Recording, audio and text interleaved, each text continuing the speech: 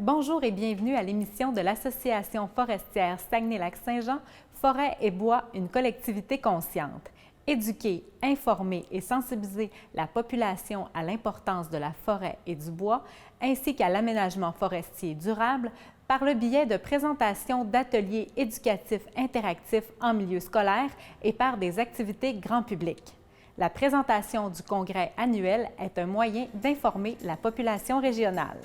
Aujourd'hui, vous aurez l'occasion de voir deux conférences présentées lors du congrès annuel de l'Association forestière Saguenay-Lac-Saint-Jean le 24 octobre 2019. Les conférenciers vont vous entretenir sur la faune forestière québécoise. Je m'appelle André Desrochers, je suis chercheur à l'Université Laval, spécialiste de la faune. Puis tout à l'heure, je vais parler de la situation de la faune dans la forêt du Québec. Et mon angle sur la question sera plutôt positif, donc ça va faire contraste avec les propos souvent négatifs qu'on entend sur la situation de la faune au Québec et partout dans le monde. Donc ça sera un rendez-vous intéressant avec les forestiers de la région pour essayer de mettre au clair la situation de ces espèces-là, surtout les oiseaux. Ça va être mon focus dans la prochaine heure de conversation avec les participants au congrès. Je vais vous parler d'angoisse et de laisser-faire, surtout d'angoisse dans la première partie et de laisser-faire peut-être pour terminer et de mobilisation surtout. Et mon but ce matin est très simple, c'est d'ajouter un petit rayon de soleil dans votre vision de la situation forestière du Québec, particulièrement vis-à-vis de la faune. Parce que je vous mentionne cela parce qu'on entend et on lit beaucoup dans les médias actuellement de mauvaises nouvelles par rapport à l'état de la situation dans l'environnement. Et les choses sont un peu plus compliquées que ça, bien sûr, et je vais vous présenter donc deux ou trois grands thèmes dans la prochaine demi-heure. Premièrement, on va parler de la question du climat, qui est l'éléphant dans la pièce, bien sûr, on en parle souvent par les temps qui courent. Je vais vous parler ensuite de la supposée fameuse crise de l'extinction. On va parler d'adaptation des espèces fauniques et finalement quelques mots plus philosophiques sur les choses qui nous attendent là, au détour. Premièrement, donc, la question du climat, juste quelques mots là-dessus. J'avoue humblement ne pas être un spécialiste du climat, mais on est interpellé par les effets potentiels ou réels du climat sur la faune. Et je fais un rapide résumé ici sur cette diapositive des effets directs et indirects du climat, donc sur les espèces fauniques. Quand je parle de faune, je parle surtout de la faune vertébrée. Là, on ne parlera pas de vers plat ce matin, mais plutôt d'oiseaux, un petit peu de mammifères possiblement aussi. Et chez les oiseaux en particulier, on sait, comme on l'a mentionné juste avant, que les aires de répartition géographique sont en mouvance et on attribue une partie de ce phénomène au réchauffement climatique qui amène des répartitions vers le nord. J'en rajouterai pas plus là-dessus parce que M. Prescott, qui va me suivre, va expliquer ces choses-là plus en détail. On sait aussi que les changements climatiques ont un effet sur la phénologie, c'est-à-dire le timing des choses, comment, à quelle période de l'année les oiseaux migrent, par exemple, et ces choses-là. Je vais y revenir un petit peu plus tard avec mes propres observations sur ce phénomène-là. Les interactions trophiques, qu'est-ce que je veux dire par là? C'est qu'on sait que le climat ajoute une dimension supplémentaire aux relations entre les prédateurs et les proies, aux relations compétitives entre les espèces et ce genre de phénomène-là. Et finalement, l'évolution phénotypique et darwinienne, bon, des mots savants simplement pour dire que la faune non seulement subit les effets du climat, mais elle réagit aussi aux phénomènes des changements environnementaux en général, incluant les changements climatiques. La faune apprend littéralement des nouvelles situations qu'elle rencontre et aussi il se produit une évolution darwinienne, comme je le mentionne, sur laquelle je vais revenir encore une fois dans ma présentation dans les prochaines minutes. La première chose que j'aimerais que vous reteniez peut-être de cette conférence est la suivante, c'est qu'il va falloir un bon matin qu'on apprivoise le fait que les choses changent. Je dis ça parce que actuellement, dans les médias et dans la littérature populaire, on prend un peu comme axiome implicite ou explicitement le fait ou l'idée que quand ça change, c'est une mauvaise nouvelle. Or, comme vous le savez tous, si vous avez été longtemps en forêt, vous savez que le milieu change constamment par la main de l'homme, mais aussi par des facteurs naturels variés. Il y a des changements qui s'opèrent Et on vit actuellement, l'humanité vit une forme d'adolescence par rapport au phénomène de changement à long terme, c'est-à-dire qu'on a de plus en plus des données solides sur plusieurs décennies qui nous montrent que des choses qu'on ne soupçonnait pas changent effectivement et de manière assez majeure. Prenons par exemple les tendances des glaces dans l'Arctique qui sont actuellement en fonte. C'est un phénomène auquel on n'était pas très conscientisé il y a juste quelques décennies de cela. Maintenant, on réalise qu'il y a des choses qui changent effectivement. On appelle ça les changements climatiques ou les changements environnementaux. Et on est souvent très mal à l'aise par rapport à ces changements-là. Et un des réflexes qu'on devrait avoir par rapport aux changements, avant d'être angoissé par cela, c'est d'être curieux et d'essayer de comprendre ces changements-là. La rapidité des changements aussi et celle de la faune par rapport aux changements est un phénomène dont on doit parler, sur lequel on doit s'asseoir et réfléchir. Par exemple, on nous dit souvent que les changements, c'est un phénomène qui n'est pas nouveau, effectivement, mais c'est la rapidité des changements qui est, elle, sans précédent. On pourrait discuter longtemps de ça. Là n'est pas mon idée ce matin, mais il faut réaliser que la faune réagit aux changements environnementaux, ici au Québec comme ailleurs dans le globe. Et la question qu'on se pose, la question que plusieurs écologistes se posent, c'est la question de la course contre la montre, c'est-à-dire que l'environnement change à une certaine vitesse. Est-ce que la faune est capable de suivre le même rythme de changement que la vitesse du changement dans l'environnement?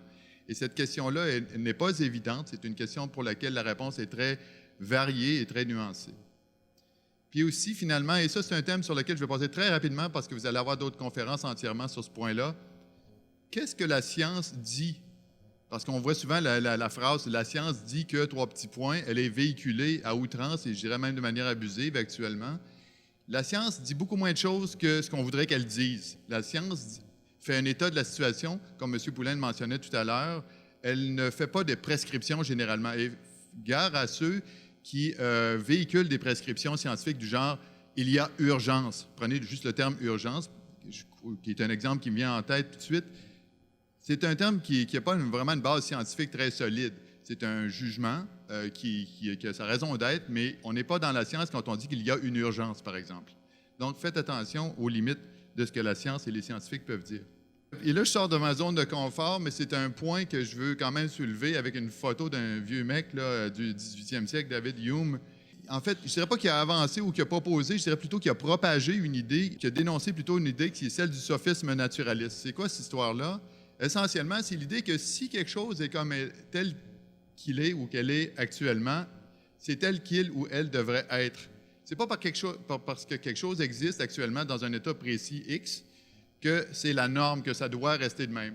C'est un peu, vous allez dire, c'est un peu ésotérique cette histoire-là à 9h15 du matin, mais l'idée derrière ça est quand même très concrète. C'est que c'est une idée ou un axiome terriblement coûteux parfois. Par exemple, je ne voulais pas parler du caribou, mais je me sens un petit peu obligé d'en parler.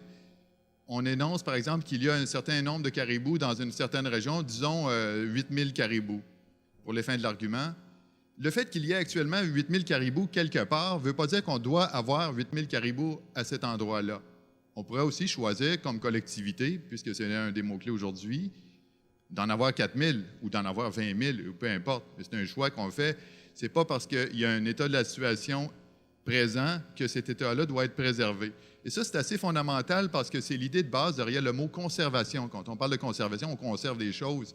Il y a comme une espèce d'idée un petit peu, je dirais, perverse derrière ça, qui accorde, quelque chose de spécial au moment présent ou à un moment arbitraire quelconque dans le passé, le présent ou le futur. Gare à cette idée-là, car c'est une idée très dangereuse et qui peut nous coûter beaucoup plus cher que ce qu'on imagine. Et on peut se rendre la vie beaucoup plus difficile avec cette idée-là qu'on pourrait se la rendre. On pourrait se donner beaucoup plus de degrés de liberté, autrement dit, si on réalisait que cette idée naturaliste-là, elle est essentiellement un sophisme. Bon, je vous disais que je parlerais d'extinction. Alors, voici l'icône du moment. En fait, c'est une icône qui est en train de se dégonfler, là, mais bref, je l'utilise pour les fins de la cause, c'est l'ours polaire. Vous en avez entendu parler de 6e grande extinction, de l'Anthropocène et tous ces mots-clés-là. On va démêler un petit peu les choses par rapport à ça, ou on va essayer du moins. D'abord, je vais faire un rapide bilan des espèces sur Terre. On va revenir au Québec, ne vous inquiétez pas, là, mais je vais être un petit peu global pour l'instant.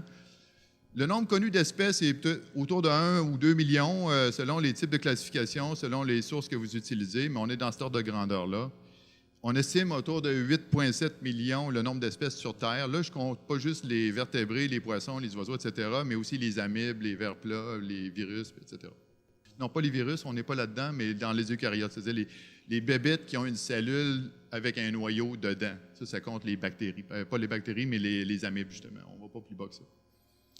Certaines estimations vont jusqu'à 10, 20 ou 30 millions, là, mais bon, l'idée est là, c'est un ordre de grandeur. On estime qu'il se crée une nouvelle lignée à chaque 10 millions ou 100 millions d'années à peu près. Une nouvelle lignée, c'est quoi ça? C'est-à-dire une nouvelle branche, si on veut, dans l'arbre de la vie. Une espèce qui se divise en deux espèces dont les deux groupes, les deux nouvelles espèces vont elles-mêmes éventuellement se diviser.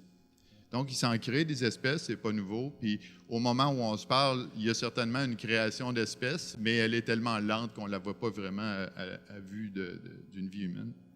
Il y a aussi de l'extinction, il n'y a rien de nouveau là-dedans, mais remarquez le chiffre, l'estimation est autour de 1,5 de celle de la spéciation. Donc, si vous faites un petit peu de back of the envelope, vous comprendrez qu'au final, il y a une augmentation nette du nombre d'espèces dans les temps géologiques là, sur Terre.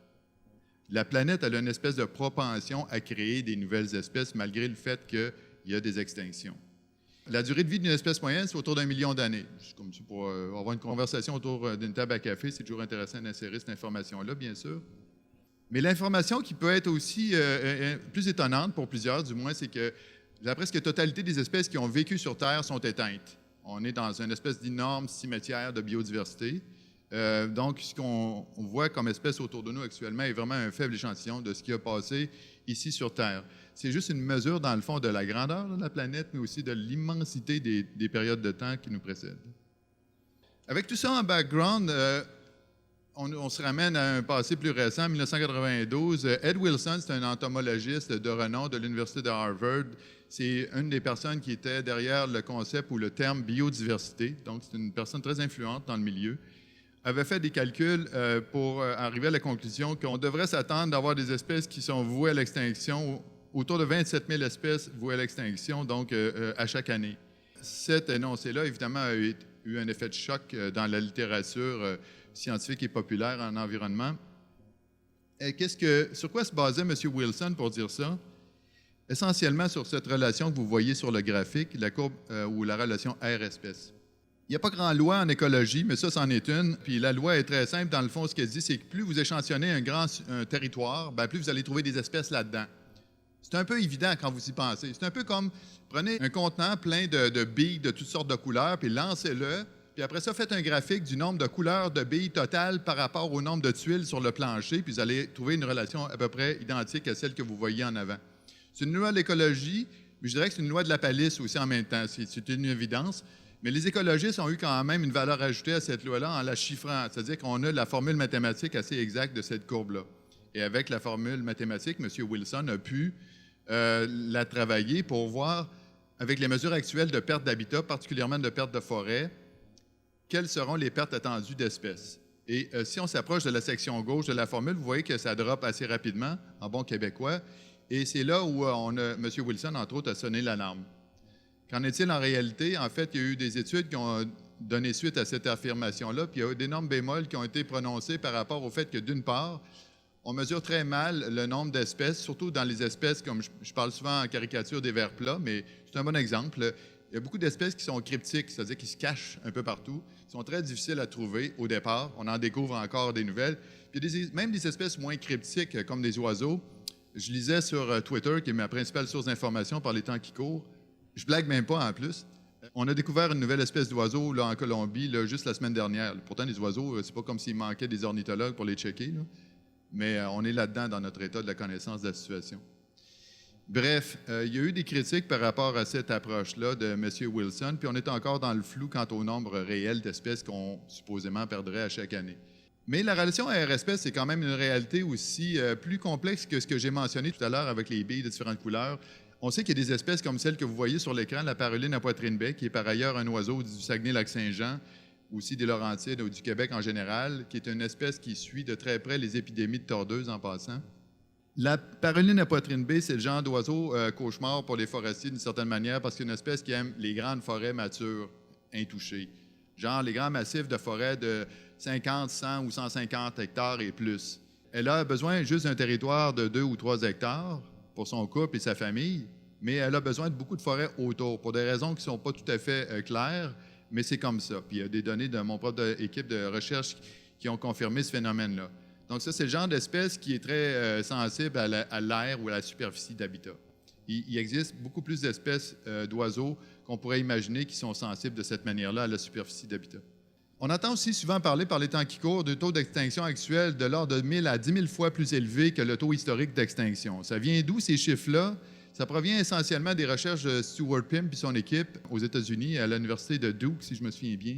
Ces gens-là, dans le fond, font un peu de calcul sur le dos de l'enveloppe, encore d'une manière. C'est des calculs honnêtes, puis ils font un bon effort pour évaluer des choses comme le nombre d'espèces qui existent actuellement, donc, encore une fois, de l'amibe à l'éléphant. Le taux d'extinction historique, je vous donne juste ce terme-là, taux d'extinction historique comme étant un phénomène extrêmement difficile à chiffrer. On a essentiellement juste les fossiles sur lesquels on peut se baser là-dessus, puis vous comprendrez que trouver un fossile d'amibe, c'est pas évident. Donc, c'est des chiffres qui sont très flous, de l'aveu propre d'ailleurs des gens comme Stuart Pym. Les taux d'extinction actuels aussi, sur lesquels je vais revenir dans la diapositive suivante. Le problème avec l'approche de Stuart Pym et l'estimation de 1000x comme taux d'extinction actuel est le fait que ce chiffre-là provient d'un amalgame des taux d'extinction des espèces depuis 400 ans. Or, vous allez le voir, le taux d'extinction depuis 400 ans, c'est un petit peu plus compliqué qu'un seul chiffre. On peut difficilement amalgamer ça. Vous avez ici un graphique tiré d'un des rapports en 2004 de l'UICN sur les espèces en péril. Et ce que ça montre essentiellement en ordonnée, c'est le nombre d'espèces qui ont disparu. Et en abscisse, vous avez les années de 1500 jusqu'à 2000. Vous avez deux couleurs. Là, en bleu, c'est les espèces qui sont sur des îles, puis en vert, c'est des espèces qui sont continentales. Alors, tout de suite, une chose qui frappe, c'est qu'il y en a eu beaucoup qui sont disparus, effectivement, plusieurs centaines depuis 500 ans. Il y a eu aussi beaucoup plus d'extinctions sur les îles, parce que sur les îles, c'est des milieux très vulnérables. Les populations sont petites, parce qu'on parle d'îles océaniques surtout, donc avec des facteurs de vulnérabilité, etc., très élevés. Sur les continents, beaucoup moins d'extinctions. Mais ce qui est notable là-dessus, si vous êtes le moindrement perspicace, c'est la hausse suivie d'un déclin très prononcé du nombre d'extinctions des espèces, de l'aveu propre donc de l'UICN. Et quand vous faites une moyenne de tout ça, vous ignorez le fait que depuis 50 ans et plus, il y a eu une chute assez dramatique du nombre d'extinctions d'espèces. Puis on parle d'oiseaux ici, sur ce graphique-là. Vous allez dire, bon, les oiseaux, c'est pas représentatif de l'ensemble. C'est vrai. En fait, les oiseaux sont beaucoup plus vulnérables à l'extinction que les espèces invertébrées, par exemple, et ainsi de suite. Ils ont des besoins en territoire ou en real estate, comme on dit en anglais, beaucoup plus prononcés, comme on l'a vu dans le cas de la paraline à poitrine B tout à l'heure. Donc, ce graphique-là, moi, je trouve ça intéressant parce qu'on peut s'en servir d'une part pour dire, voilà, on est vraiment dans la merde parce qu'on a un taux d'extinction 1000 fois plus élevé si on fait la moyenne de tout ça. Ou on peut dire, contrairement, en fait, la situation est vraiment positive. On a toutes les raisons d'être optimiste parce qu'on assiste actuellement à un déclin prononcé du taux d'extinction des espèces, parmi les plus vulnérables par ailleurs. Donc, faites bien attention avec l'énoncé de 1000 fois ou 10 000 fois plus d'extinction qu'autrefois. C'est quelque chose qui est très discutable comme affirmation. Ce qui est moins discutable, c'est que certainement un enjeu de perte d'habitat actuellement, et l'agriculture est un des facteurs majeurs de perte d'habitat au niveau mondial parce que l'agriculture, évidemment, est en compétition directe avec les milieux forestiers. Et les milieux forestiers sont le réceptacle, si on veut, du plus grand nombre d'espèces, de réceptacles de la plus grande biodiversité sur Terre. Et les tendances de l'agriculture sont assez complexes, mais il y a une chose qu'on réalise, c'est que depuis les années 1960, on voit le graphique ici en ordonnée, vous avez des milliards d'hectares. Ça commence à 4,5 puis ça monte jusqu'à quasiment 5 milliards d'hectares de zones utilisées pour l'agriculture sur le globe. On voit qu'il y a eu une espèce de plafonnement à la fin du 20e siècle. Et la question agricole est complexe parce que c'est très dépendant de la localité où vous regardez, parce que l'agriculture est encore en train d'empiéter sur des forêts dans les régions tropicales particulièrement, mais dans les régions tempérées, on assiste à un phénomène souvent opposé. Je parle d'agriculture simplement parce que ça bouffe des forêts, puis la forêt, c'est là où se trouve l'essentiel de la biodiversité, donc on a un problème ici, évidemment. La déforestation, c'est un peu l'image miroir donc de l'agriculture. La somme des deux n'est pas de 1, mais quasiment. Ce qu'on voit sur ce graphique, en fait, ça provient d'un site web que je vous invite à aller visiter, qui s'appelle allworldindata.org, où on présente plusieurs statistiques tirées de la FAO et d'autres organisations internationales, des statistiques officielles, donc, sur différentes tendances de l'humanité. Puis j'ai extrait ce graphique-là pour ma conférence où on voit en ordonnée le nombre de millions d'hectares déforestation. Ce n'est pas de millions d'hectares de forêt, mais de perte de forêt. Et ce qu'on voit sur ce graphique, deux couleurs en vert foncé, la déforestation dans les latitudes tempérées, puis la déforestation en orange dans les forêts tropicales. Et ce qu'on voit, encore une fois, c'est que la déforestation, donc dans les pays tempérés, était un phénomène majeur, évidemment, il y a quelques centaines d'années, et qui a été en régression très rapide. Contrairement à la déforestation tropicale qui a atteint un sommet donc dans les années 1950, mais qui est actuellement en recul. Pour le cas des forêts tempérées, vous avez un graphique ici de la région de la Nouvelle-Angleterre. Il est un petit peu moins facile, celui-là, mais essentiellement, vous avez en abscisse depuis 1650, donc depuis la colonisation, si on veut, par les Européens jusqu'à présent, jusqu'en 2000, puis le pourcentage de forêt dans les paysages, puis vous avez une courbe par État de la Nouvelle-Angleterre. Puis ce qu'on voit, c'est qu'il y a eu une inversion. On a eu une perte de forêt progressive quand les colons sont arrivés. Ils ont ouvert, évidemment, mais autour de la révolution industrielle, s'est produit une inversion de cela. Il y a eu une migration des populations vers les villes, puis on a abandonné beaucoup de cultures qui sont repoussées tout simplement. Donc, on a plus de forêts maintenant qu'on en avait il y a une centaine d'années et plus là, en Nouvelle-Angleterre. Il y a une relation entre les taux de changement de forêt et la richesse des nations. Ce qu'on voit ici, c'est que horizontalement, vous avez le Human Development Index, donc un indice de production des pays, mais qui est plus intégrateur que juste le produit intérieur brut. Puis en ordonnée, vous avez la croissance, une mesure de croissance donc de biomasse forestière. Puis on voit qu'il y a une relation positive entre les deux. Essentiellement, les pays plus pauvres sont ceux actuellement qui souffrent le plus de déforestation. Mais les pays riches, comme ici, on n'a pas trop de problèmes de ce côté-là. La végétation aussi, très rapidement, la végétation vit des gains actuellement sur la planète. Je ne parle pas juste de forêt, mais de végétation de manière générale. Il y a quelques études qui ont été publiées dans la revue Nature à propos de ce phénomène-là, qui est attribuable en partie, mais pas en totalité, aux augmentations de CO2 dans l'atmosphère. Donc, il y a plus de végétation, il y a plus de productivité là, au niveau global, mais le portrait est très varié. Comme on voit, les zones de couleurs sont différentes dans les différentes régions du globe. Bon, on va parler des oiseaux parce que ça, c'est plus ma tasse de thé, puis il me reste quand même juste une dizaine de minutes. Je vous parlais d'un rayon de soleil. C'est un rayon de soleil, effectivement, dans un contexte forestier, la situation des oiseaux, parce que vous allez voir tout de suite après qu'on a de bonnes nouvelles pour ce genre, pour la forêt en général. Je vous signale simplement qu'au Canada, comme en Amérique du Nord, comme dans d'autres régions du globe, de plus en plus, on produit, étant la communauté scientifique, des rapports de l'état de la situation. On a donc des rapports sur l'état des populations d'oiseaux du Canada qui est disponible gratuitement en ligne et qui est une compilation de toutes sortes de programmes scientifiques de monitoring à long terme des espèces d'oiseaux qui ont mené donc aux différentes conclusions que ces gens-là tirent. C'est quoi le portrait au Canada? Bien, vous le voyez ici. Vous voyez plusieurs courbes, elles partent toutes à 0 à gauche, 0 %. Donc, si la courbe monte, ça veut dire qu'il y a eu une augmentation nette des populations. Si elle baisse, bien, il y a une baisse nette des populations. La courbe remonte à 1970. Pourquoi 1970? Pas parce que c'était un moment magique dans l'histoire de l'univers. C'est juste parce qu'on n'avait pas bien des bonnes données avant 1970. Enfin, on a commencé là. Puis, la courbe la plus haute, c'est la sauvagine. Augmentation de 150 %. La courbe suivante, les oiseaux de proie, augmentation de 110 %. Ça, c'est quand même cool pour la forêt parce que la grande majorité des oiseaux de proie, c'est des oiseaux forestiers, fondamentalement. C'est des oiseaux très vulnérables en milieu forestier. Or, ces oiseaux-là, on sait clairement qu'ils sont en hausse. Et ça a été corroboré par d'autres approches. Je vais revenir là-dessus tout de suite après. Ensuite, on a un milieu humide, on a les oiseaux de mer, mais on a aussi les oiseaux forestiers qui sont à peu près dans le milieu de cet éventail de courbes-là. Augmentation de 7 % quand même depuis 1970 des oiseaux forestiers. Donc, ça, c'est une excellente nouvelle. Vous voyez, les gens en milieu agricole, oiseaux de prairie, en bas, moins 57 %. Les autres, ils sont un petit peu dans la 1 par rapport à leur situation d'oiseaux. Puis les oiseaux, donc insectivores aériens aussi, qu'on voit dans la toute dernière courbe en bas, sont essentiellement, ou pour la majorité du moins, des oiseaux de milieu agricole. On a des gros problèmes de ce côté-là. J'ai analysé moi-même les données de population d'oiseaux avec une source complètement indépendante de celle dont vous venez voir le graphique. C'est les observations des ornithologues amateurs. Il y a des milliers et des milliers d'ornithologues amateurs au Québec, et puis ces gens-là compilent religieusement leurs observations sur un site web qui s'appelle eBird. Vous voyez, c'est la partie droite du graphique. Avant, on avait une espèce de proto-eBird qui s'appelait Epoch au Québec. On était d'ailleurs parmi les premiers sur la planète à faire ce genre de truc-là, de compiler sur ordinateur des observations. Vous voyez en ordonnée le nombre d'heures cumulées à chaque année par les ornithologues d'observation d'oiseaux. On est rendu à 160 quelques mille heures d'observation annuellement là, au Québec. Ça fait beaucoup de données. J'ai reproduit la figure que vous avez vue de diapositive avant. Vous la voyez ici. Je n'ai pas le temps de présenter des détails, mais elle dit essentiellement la même chose que les rapports provenant de données scientifiques. Ce qui est quand même cool parce que ça nous dit que les ornithologues amateurs ont une contribution vraiment intéressante. Et eux aussi, de leur côté, ont constaté une augmentation des oiseaux forestiers.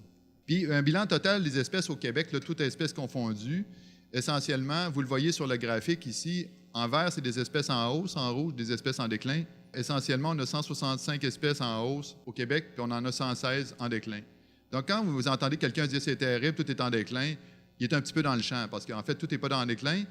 Il y a plus d'oiseaux en hausse actuellement au Québec qu'il y en a en baisse en réalité. Ça ne veut pas dire qu'on peut arrêter et qu'il n'y a plus de problème nulle part, mais ça veut simplement dire qu'il n'y a pas péril dans la demeure nécessairement au Québec. Puis la forêt boréale est vraiment une usine d'oiseaux. Alors, vous avez deux courbes ici, une en orange dans le haut qui présente le nombre d'oiseaux boréaux qu'on observe l'automne, puis en vert, le nombre d'oiseaux boréaux qu'on observe au printemps. Donc, en vert, ils rentrent dans le système, puis là, entre la courbe verte et la courbe orange, bien, ils se reproduisent. Puis on a l'output dans la courbe orange, puis vous voyez que l'output est plus élevé. D'ailleurs, un phénomène intéressant d'année sémencière là-dedans, mais je n'ai pas le temps de présenter les détails là-dessus. Je pourrais répondre à vos questions là-dessus si vous en avez. Mais bref, on a une belle usine d'oiseaux en forêt boréale. C'est pas vrai qu'il y a un péril dans la forêt boréale en termes de production d'oiseaux. Je reviens rapidement sur la question climatique. On entend souvent parler des changements climatiques et des influences que ça a sur les oiseaux. Effectivement, ça en a des influences, mais une influence que ça ne semble pas avoir au Québec, c'est sur la phénologie de la migration. Ça, c'est une figure qui a été publiée récemment dans un ouvrage sur la biodiversité et le changement climatique. Or, cette figure-là est un artefact statistique. Vous voyez une courbe qui descend, qui indique en ordonnée les dates d'arrivée des oiseaux. Plus c'est haut, plus c'est tard. Ça suggère à ce moment-ci que depuis 1970, les oiseaux arrivent le printemps plus tôt. Or, c'est causé par un biais que je vous présente ici, qui est le fait, entre autres, que les ornithologues font de l'ornithologie plus tôt, depuis 1970. Fait que c'est clair que ça chiffre les données vers le plus tôt dans le printemps. Quand on contrôle pour cet effet-là, voici ce qu'on obtient. On obtient zéro relation pour les groupes d'oiseaux des différentes niches écologiques là, de migration. C'est un cas un peu troublant parce que c'est une information qui est véhiculée très largement, la question de la migration des oiseaux. Or, quand on gratte un peu, des fois, on se rend compte qu'il y a des erreurs dans l'analyse. Pourtant, les oiseaux, on sait qu'ils réagissent quand même au changement climatique. Le cas des mésanges est clair. Pendant quelques décennies, les mésanges ont continué à nicher à la même date, mais les insectes ne nichaient pas à la même date, eux autres. Les insectes, à cause du réchauffement régional, par exemple, en Grande-Bretagne et en Europe continentale, les insectes ont avancé leur phénologie. Les oiseaux ont resté sur le piton collé sur l'ancienne phénologie, puis ça a donné un découplage entre la production d'insectes puis le moment où les bébés ont faim.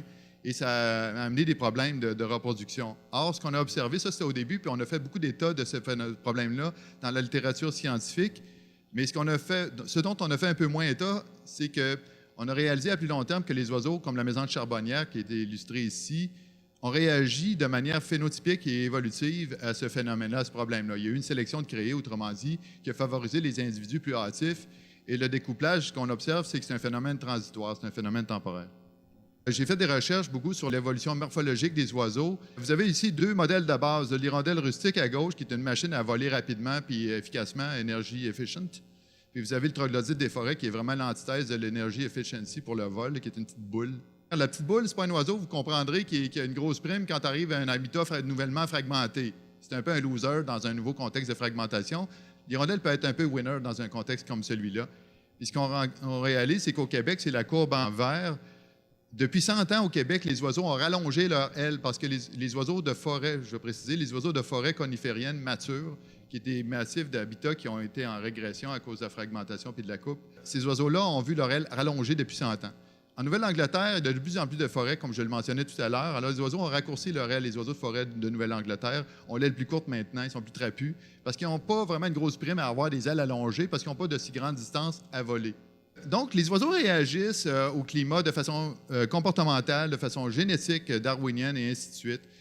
Le climat lui-même est un phénomène complexe. Je ne suis pas un spécialiste du climat, mais je comprends que c'est quelque chose qui est difficile à modéliser. On met beaucoup d'argent sur les modèles climatiques. On n'a pas fini de s'améliorer là-dedans. On n'est pas toujours sur la coche avec les modèles climatiques. Pourquoi? Parce que c'est compliqué. La physique du climat est simple, mais il y a des phénomènes émergents qui sont beaucoup plus complexes. On doit continuer de travailler ces modèles-là parce que c'est un input dont on a besoin, les spécialistes de la faune, pour comprendre un peu qu'est-ce qui pourrait arriver à la faune dans quelques décennies. Mais le problème, c'est que la relation entre la faune et l'habitat et le climat est elle-même complexe. Donc, même si on pouvait comprendre exactement à quoi va ressembler le climat dans 25 ans ou 50 ans, on n'est pas certain comment les oiseaux vont réagir à ça. Puis on n'est pas certain non plus comment les humains vont réagir à la réaction des oiseaux au climat. Vous voyez ce que je veux dire, là? Ça devient vachement compliqué à un moment donné. Ça pour dire que je ne veux pas tomber dans le relativisme et dire on perd tout notre temps, mais il y a plus de défis que des fois, on semble croire là, par rapport à la prédiction de ce qui va se passer, là, certainement jusqu'à la fin du siècle. Donc, il y a un phénomène d'arbitraire, puis je vais finir avec ça. Je voulais simplement vous dire qu'on a des gros défis en termes d'analyse de la faune, des tendances de population et ainsi de suite. Je vous présente un graphique qui est l'évolution de la tourterelle triste depuis 1970. On voit qu'elle a monté, puis après ça, elle a redescendu. On peut faire dire ce qu'on veut à des données comme ça. On peut dire, si on met la ligne de départ à 2000, on va dire l'espèce tourterelle triste, elle est en déclin. Sauf que si on remonte à plus loin dans le passé, elle n'est pas en déclin, elle a eu un boom puis un bust, comme on dit. Donc, on fait quoi avec ce genre de données-là? La science ne peut pas dire grand-chose par rapport à ça, autre de dire qu'il y a eu une hausse puis un déclin. Maintenant, les gestionnaires, faites ce que vous voulez avec cette information-là. On va y aller avec des slogans, des fois, pour vendre un message. Et là, il y a toujours un danger avec ça. Je ne parlerai pas de ça parce qu'on va revenir là-dessus, j'imagine, cet après-midi. Mais il y a l'arbitrage géographique aussi. Quand on dit une espèce est en train de disparaître du Québec, elle n'est peut-être pas en train de disparaître ailleurs. Et l'échelle spatiale qu'on va utiliser pour appeler une chose une disparition va avoir une énorme influence sur notre constat. Donc, quelque chose peut disparaître à un endroit, mais pas ailleurs. Ça pose un problème qui est un jugement de valeur, au-delà duquel, qui est un territoire dans lequel la science n'a pas grand mot à dire. Il y a le jugement de valeur taxonomique ou l'arbitraire taxonomique, comme le caribou, bien sûr. On peut diviser le caribou de toutes sortes de manières. On pourrait arriver un jour à appeler le caribou toundrique, le caribou forestier puis le caribou montagnard 3 espèces différentes. Là, imaginez juste les répercussions que ça aurait sur la législation. On a l'échelle arbitraire de temps. On aime ça penser aux choses telles qu'elles étaient lors de notre enfance, mais pourquoi notre enfance, ce n'est pas un temps spécial dans l'histoire de l'univers? Je veux dire, toutes les périodes temporelles que vous voyez là sont défendables. Moi, j'aime bien l'époque de passe-partout. Donc, pour conclure simplement, sous-estimons pas la résilience des écosystèmes et des espèces fauniques. Sous-estimons pas notre capacité à régler des problèmes concrets de conservation.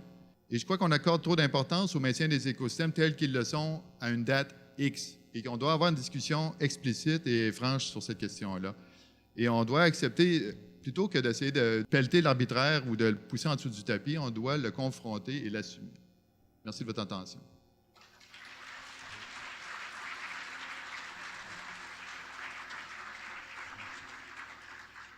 Est-ce que tu pourrais expliquer un peu plus là, les relations entre les oiseaux et la tordeuse des bourgeons d'épinette? Les fluctuations, je pense, qu'on peut rencontrer au cours des années, puis les interprétations qu'on peut en faire. OK. Bon, les relations entre les oiseaux et la tordeuse des bourgeons de l'épinette, on sait que, par exemple, il y a 4 ou 5 espèces de parulines. J'en ai nommé une tout à l'heure, la paruline à poitrine baie, qui sont des petits oiseaux colorés, comme vous l'avez vu, insectivores, migrateurs de longue distance, qui suivent spatio-temporellement là, les épidémies de tordeuse. Ce que je veux dire par spatio-temporellement, c'est que par exemple, on assiste, puis les données de eBird sont vraiment concluantes là-dessus, on assiste à une hausse prononcée de la paruline obscure, par exemple, dans les régions actuellement du Québec où l'épidémie frappe. Or, la hausse de la paruline obscure n'est pas aussi prononcée dans d'autres régions du Québec où l'épidémie n'est pas aussi présente. Donc ça, c'est intéressant parce que c'est une indication directe. Le gros bec aran, c'est une autre espèce aussi associée à la tordeuse. Donc, la science de la question ne va pas beaucoup plus loin que ce simple phénomène-là de répartition géographique de ces oiseaux-là, de leur nombre, qui corrélait temporellement et spatialement avec celle des épidémies. Par exemple, on n'a pas vraiment d'informations sur le succès de nidification de ces oiseaux-là dans des zones d'épidémie. On ne sait pas s'ils ont plus de succès à se reproduire, etc., parce que c'est de la forêt boréale essentiellement, encore une fois, puis il y a très peu de gens qui vont faire ces mesures-là. Je te mets au défi de trouver un nid de paruline obscure là, dans une paissière noire, c'est extrêmement difficile. Sans parler de t'en trouver 100 puis d'en pas trouver 100 à chaque année. J'ai bien apprécié votre présentation. Je pense qu'il y a pas mal de matière pour le futur. En termes de questions, écoutez, compte tenu d'un contexte de déplacement des espèces, j'imagine que les insectes vont se déplacer aussi. Est-ce qu'on peut se considérer que l'augmentation des oiseaux en forêt est une bonne nouvelle? Merci. En fait, est-ce que c'est une bonne nouvelle ou pas? Un scientifique ne peut pas répondre à cette question. Il va dire que c'est une nouvelle. Mais je vais vous parler maintenant, je vais porter mon chapeau d'ornithologue. La psychologie de l'ornithologue est particulière. Nous, là, quand on va sur le terrain voir des oiseaux, on ne va pas voir des hordes de ménates puis des tourneaux. Là. Ça ne nous intéresse pas en général. Mais je vous assure, le pluvier kildire, levez la main ceux qui connaissaient le pluvier kildire. On a quand même une minorité assez significative. C'est un oiseau qui était abondant autrefois, ça. On en avait partout, puis on le prenait un peu pour acquis, le pluvier kildire. On s'en foutait un peu, là, dans le fond. Il est rendu rare, le pluvier kildire. Il a décliné. Il y a comme une valeur ajoutée au pluvier kildire maintenant. Le pluvier kildire de 2019 vaut plus cher que le pluvier kildire de 1980. C'est un peu pervers comme idée, là, mais la raréfaction des espèces communes, en fait, est une valeur ajoutée pour les ornithologues. Parce que ça rend des oiseaux inintéressants autrefois, maintenant intéressants.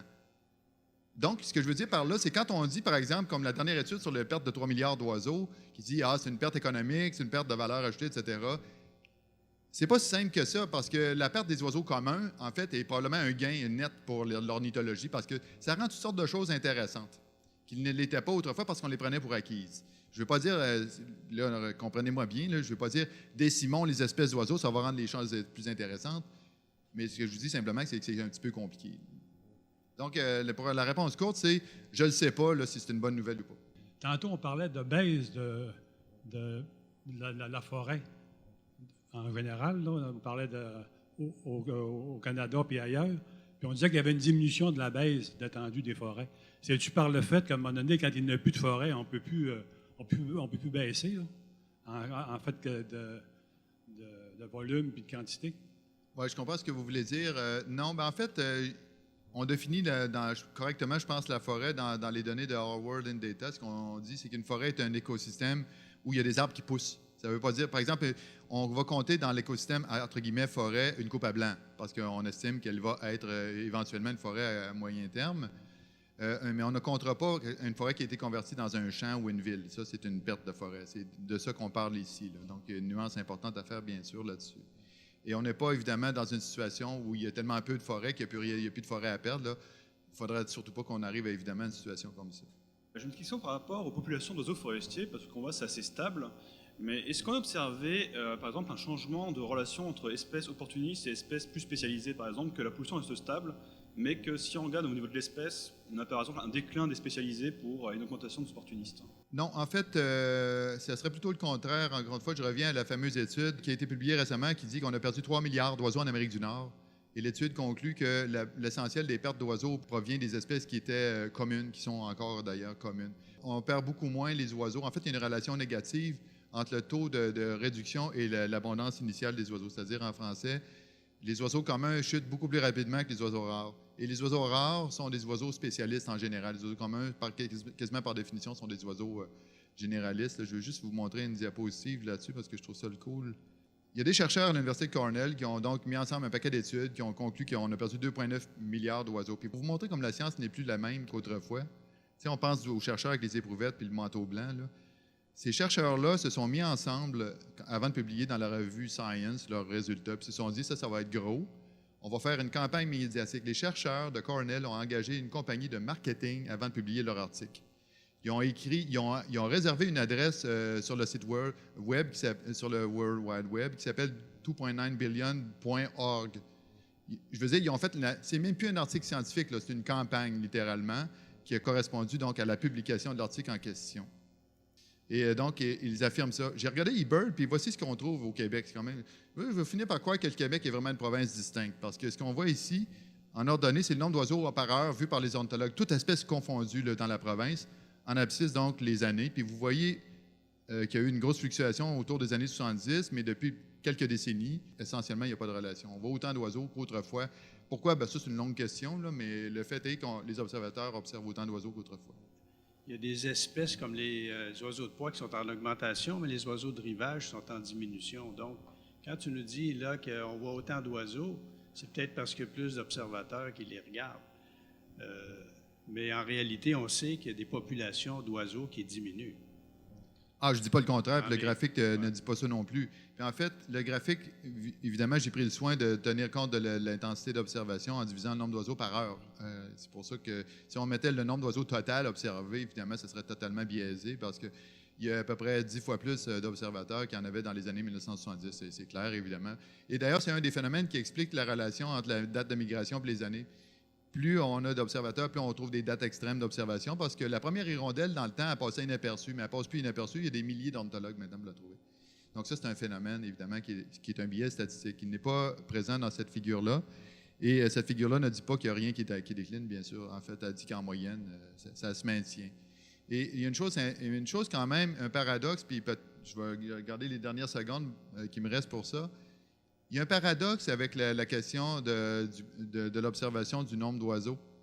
Il se peut fort bien, par exemple, qu'en Amérique du Nord, on ait perdu 3 milliards d'oiseaux, qu'il y a beaucoup moins d'oiseaux qu'autrefois. Mais en même temps, jamais dans l'histoire de l'humanité, autant de gens ont vu autant d'oiseaux. Vous allez dire c'est un paradoxe? Non. C'est juste qu'il y a plus de monde qui observe les oiseaux. Tu beau avoir moins d'oiseaux. Les oiseaux n'ont jamais procuré autant de bonheur et de joie à l'humanité qu'actuellement, même s'ils sont possiblement en nombre moindre. Matière à réflexion.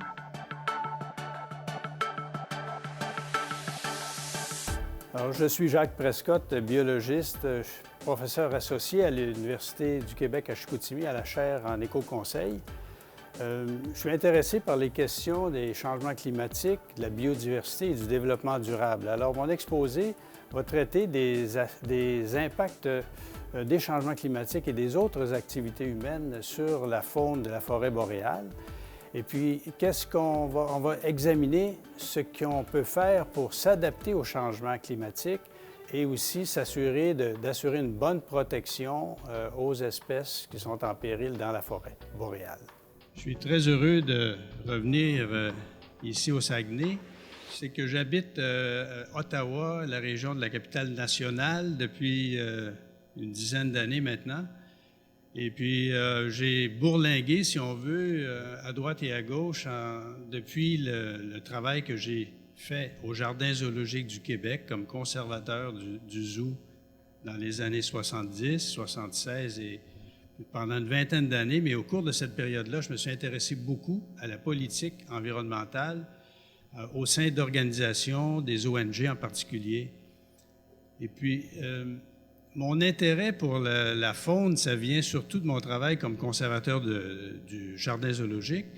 Et puis, mon intérêt, c'était de s'assurer qu'on puisse protéger adéquatement les espèces en péril, ce qui fait que j'ai œuvré fortement au niveau d'un lobby, si on veut, très actif avec l'Association des biologistes du Québec pour que le gouvernement adopte une loi sur les espèces en péril, ce qu'on a réussi à obtenir en 1989.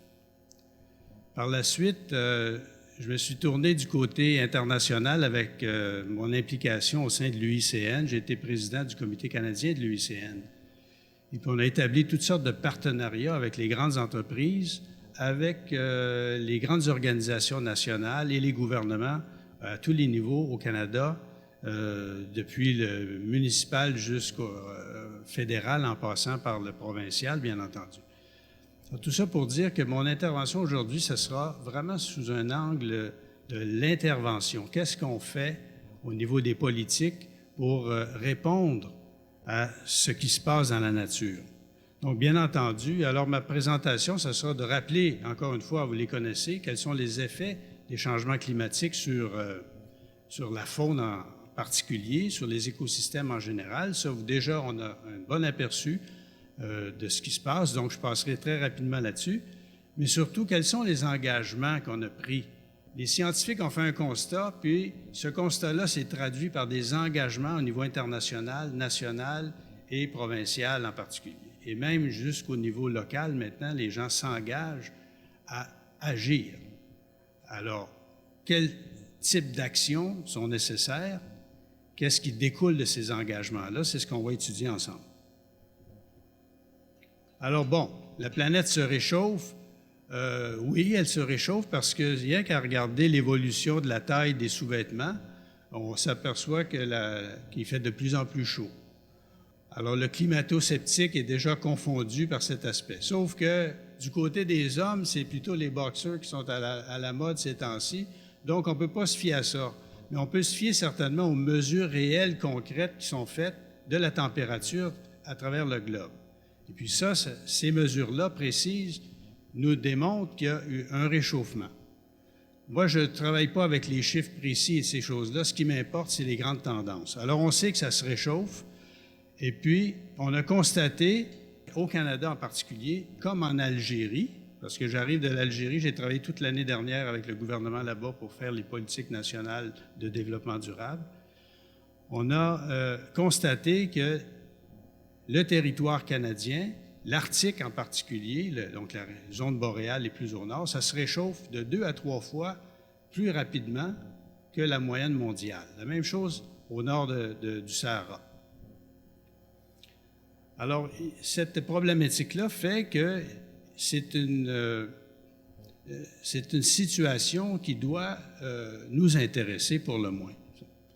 D'ailleurs, depuis 1950, ces tableaux-là qui sont publiés par le gouvernement canadien montrent qu'il y a d'une part une hausse des températures moyennes au Canada, puis surtout, regardez, on a des belles données pour l'Ouest canadien, et puis il y a aussi une hausse significative des précipitations, donc de plus en plus de pluie, de plus en plus de neige depuis 1950 dans nos régions. Il y a des zones où on n'a pas beaucoup de données, alors on peut simplement extrapoler dans ces zones-là quelle est la situation, quel type de modification du climat on peut constater. À l'échelle planétaire, c'est une cartographie qui a été publiée il y a quelque temps, qui montre qu'il y a des impacts qui sont directement attribués au changement climatique, qui sont de tous ordres. Ça touche l'agriculture, la production alimentaire, ça touche la foresterie, ça touche l'état des ressources marines, l'incidence des feux de forêt, etc.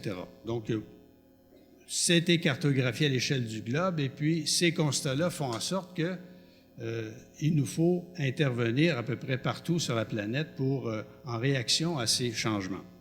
Pourquoi? Alors, qu'est-ce qu'on constate en réalité? Voici quelques exemples. On dit qu'il y a une niche climatique, donc le climat se réchauffe et puis que les isothermes, donc les lignes de température moyenne, vont progresser vers le nord.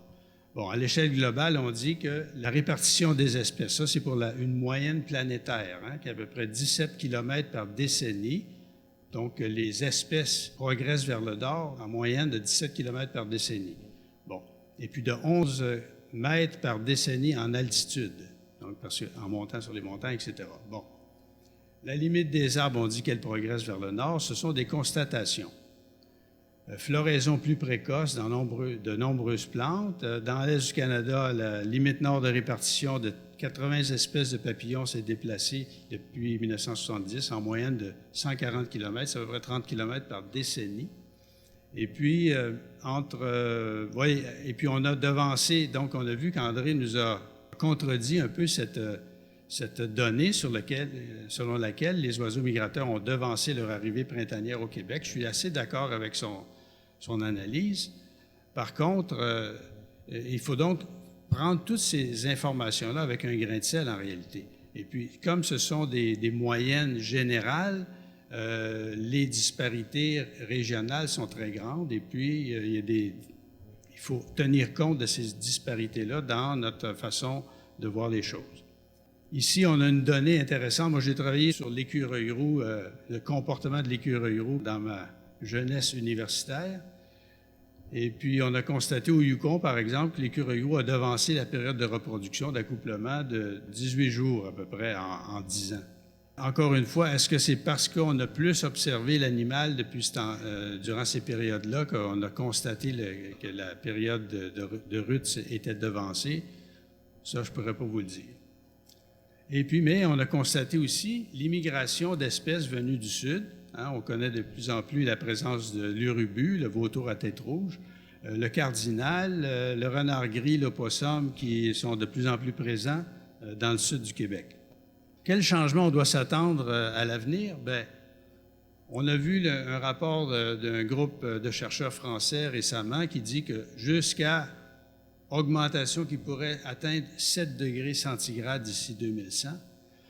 Alors, cette assertion-là, je la prends pour ce qu'elle est, c'est-à-dire qu'il y a des gens qui ont pris le temps d'étudier la situation et avec leur modèle, ils vont nous prévoir une hausse de cette nature-là.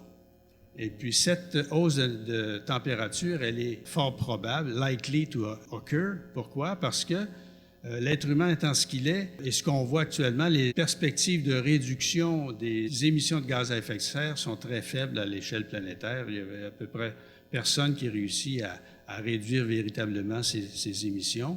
Et l'effet des émissions passées est tel que le réchauffement est de toute façon a déjà commencé et il va continuer de se poursuivre. On a constaté aussi, on s'attend à ce qu'il y ait de plus en plus de variations de climat, d'incidents climatiques extrêmes, comme par exemple les orages. Les orages entraînent de la foudre entraîne des feux de forêt, et puis depuis plusieurs années, on constate une augmentation du nombre de feux de forêt et de l'importance des feux de forêt au Canada, surtout dans l'Ouest canadien. Parce que vous avez vu sur les cartes qu'on avait des données d'augmentation de température dans l'Ouest canadien qui sont vraiment très, très importantes. On pense que les niches climatiques vont progresser de 45 à 70 km par décennie au Québec. Alors, l'exemple des papillons, là, qui nous donnait 30 km par décennie, nous amène à penser que si ça s'est passé ainsi dans les dernières années, on s'imagine que, comme le réchauffement, on prévoit qu'il va s'accélérer, on devrait avoir aussi une progression des niches climatiques beaucoup plus rapide vers le nord. Alors, c'est très difficile de déterminer les impacts des changements climatiques sur une espèce donnée spécifiquement, parce qu'il y a plein de paramètres qui interviennent les uns avec les autres, qui font en sorte que c'est bien difficile de prévoir ce qui va se passer pour une espèce donnée. On peut simplement imaginer ce qui va se passer en général. Puis, cette influence des changements climatiques, elle peut être même masquée par les autres activités humaines. Alors, la dégradation, la modification des milieux naturels, la fragmentation du territoire, la surexploitation des espèces, la pollution, l'introduction d'espèces envahissantes sont des facteurs connus, des causes connues qui affectent les populations animales et végétales. Alors, ça s'ajoute au changement climatique comme tel, puis il y a des liens entre tout ça. Alors, ce qui fait qu'on a plus de prise, je dirais, sur ces facteurs-là actuellement que sur les changements climatiques eux-mêmes. Ce qui fait que dans nos décisions de gestion, il faudra tenir compte de ces facteurs-là qui sont beaucoup plus, disons, à notre échelle. Alors, de façon globale, comment les changements climatiques affectent les écosystèmes nordiques? Bien, d'abord, il y a une réduction du couvert nival. Même s'il y a plus de neige, plus de pluie, la neige arrive plus tard à l'automne et il disparaît plus tôt au printemps. Donc, une réduction du couvert nival, ça entraîne toutes sortes de situations. Il y a une fonte du pergélisol qui est très importante aussi dans le nord, et puis qui entraîne cette fonte-là une dégradation, une érosion des sols qui est accélérée. Alors, cette érosion des sols modifie donc la couverture végétale et affecte le régime alimentaire, si on veut, et la qualité de l'habitat des espèces qui vivent dans ces milieux-là. La fonte des glaces, bien entendu, on verra l'exemple de l'ours polaire tout à l'heure. Et puis, les événements climatiques extrêmes. Donc, ces événements-là, climatiques extrêmes, ont un impact sur les écosystèmes et sur la faune en particulier. On a aussi une expansion de la forêt vers le nord, une saison de croissance plus précoce et plus longue, et puis ce qu'on peut appeler, ici on parle de menace à la biodiversité, mais on pourrait dire que ça influence la biodiversité. Alors on dit qu'il y a certaines espèces qui vont régresser, on verra un exemple tout à l'heure, et certaines espèces qui progressent vers le nord. Donc c'est donc un défi de façon générale pour les plantes et pour les animaux, qui entraîne une modification du régime alimentaire. Donc, il faut, compte tenu que les conditions changent, on a vu tout à l'heure l'exemple que les oiseaux qui arrivent au printemps ne trouvent pas, il y a une désynchronisation entre la production, le boom de production d'insectes, par exemple, et l'arrivée des oiseaux qui se reproduisent. Et puis, ce découplage va entraîner des problèmes dans la survie de certaines espèces. Mais surtout, on a une avancée des vecteurs de maladies qui proviennent des régions plus au sud. Ça, vous les connaissez. Alors, par exemple, les maladies qui sont transmises, si on veut, par la tique à pattes noires ou bien par les moustiques sont bien connues et puis elles progressent vers le nord. Mais il y a aussi du nord au sud, c'est-à-dire qu'en Sibérie, on a remarqué que la fonte du pergélisol libère une bactérie qui est la bactérie de la maladie du charbon, l'anthrax, qui est libérée par la fonte du pergélisol. Et puis, on connaît une épidémie de mortalité dans les troupeaux de rennes, donc de caribous européens. Et aussi, on a même connu des mortalités humaines causées par ça. Alors, est-ce que la même situation se produit dans le nord du Québec? C'est un point d'interrogation. L'ours blanc, c'est l'exemple qu'on a vu. L'ours blanc se nourrit sur la banquise essentiellement, et puis lorsque les phoques mettent bas sur la banquise, les ours se nourrissent des petits, et puis peuvent capturer aussi des adultes ou des juvéniles, etc. Et puis lorsque la banquise se désintègre rapidement ou elle est présente moins longtemps, donc l'ours a moins de temps pour faire ses réserves alimentaires, de telle sorte que comme il engraisse moins, parce qu'il a moins facilement accès à la nourriture habituelle, bien, son état se détériore et puis il y a une mortalité, des taux de mortalité plus élevés. Sauf que tout est relatif. Il y a certaines populations d'ours qui ont plus de difficultés que d'autres, mais d'autres qui réussissent à s'en sortir. Pourquoi? Parce qu'ils trouvent des ressources alimentaires complémentaires ou différentes et puis peuvent s'adapter à la situation. Mais de façon générale, on peut dire que l'ours est affecté par la fonte de la banquise, bien entendu. L'orignal, lui, il tolère mal les grandes chaleurs, alors qu'elles soient estivales ou hivernales. C'est un animal qui, lui, il est tellement bien isolé avec son poil qu'il doit haleter comme un chien pour se refroidir quand il fait très chaud. Puis quand il fait ça, bien, il n'est pas enclin à manger. Hein? Il perd un peu l'appétit, et puis ce qui fait qu'il va dépérir progressivement ou bien être obligé de se déplacer un peu plus vers le nord ou dans les zones plus fraîches. Donc, son comportement va changer. Il est affecté par la prolifération des tiques, et puis les tiques font en sorte que l'animal, par exemple, va être couvert de tiques éventuellement, et puis se gratte pour se soulager, perd ses poils, et puis là, il perd l'isolation naturelle de son corps. Il va avoir trop froid, de telle sorte qu'il va dépérir progressivement en hiver. Donc, un taux de mortalité qui peut être associé à la tique.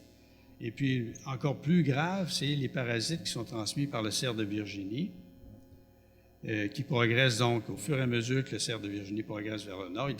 Il apporte avec lui ce ver des méninges en particulier.